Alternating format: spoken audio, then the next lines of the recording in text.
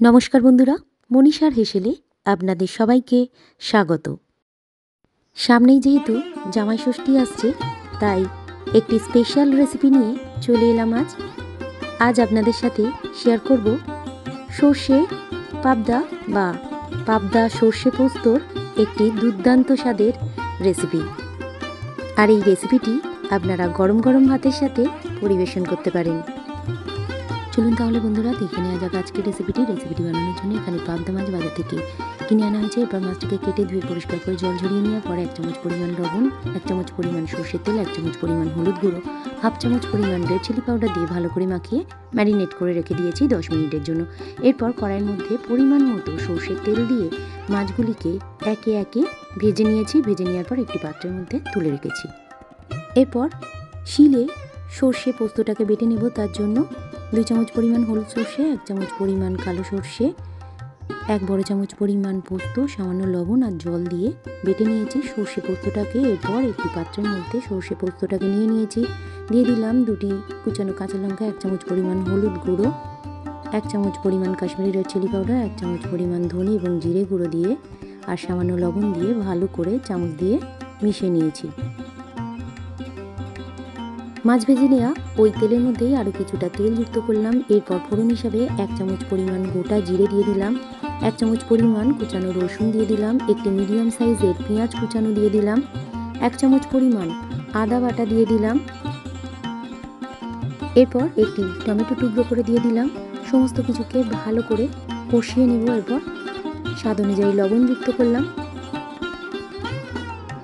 মশলাটাকে একটু কষিয়ে নেওয়ার পর দিয়ে দিলাম সর্ষে পোস্তর রেডি করে রাখা মিশ্রণটাকে। ফুটতে দেব লো টু মিডিয়াম ফ্লেমে রেখে।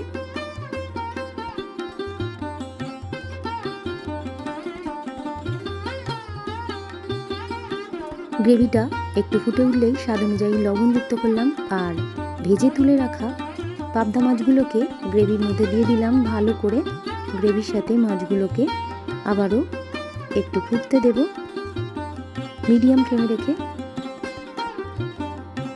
সর্বশেষে দিয়ে দিয়েছি 3 থেকে 4টি চিরা কাঁচা লঙ্কা। এরপরই তৈরি হয়ে গেল আজকের রেসিপি সর্ষে পাবদা পোস্ত বা পাবদা সর্ষের রেসিপি। গরম গরম ভাতের সাথে পরিবেশনের জন্য একেবারে প্রস্তুত।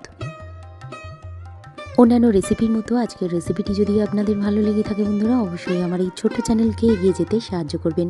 লাইক, কমেন্ট, শেয়ার করবেন আর চ্যানেলে নতুন কোনো বন্ধু হয়ে থাকলে চ্যানেলটিকে সাবস্ক্রাইব করে পাশে থাকবেন। এই ধরনের রেসিপি সবার প্রথম দেখার জন্য পাশে থাকা বেল আইকনটিতে প্রেস করে রাখবেন। আর ফেসবুক থেকে কেউ দেখে থাকলে পেজটিকে ফলো এবং লাইক করে রাখবেন।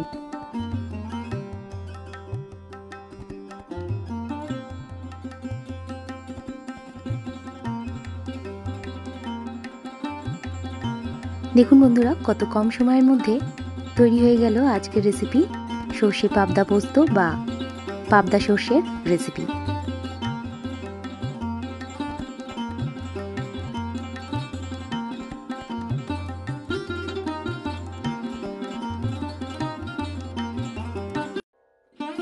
রেসিপিটি শেষ পর্যন্ত দেখার জন্য আপনাদের সবাইকে ধন্যবাদ।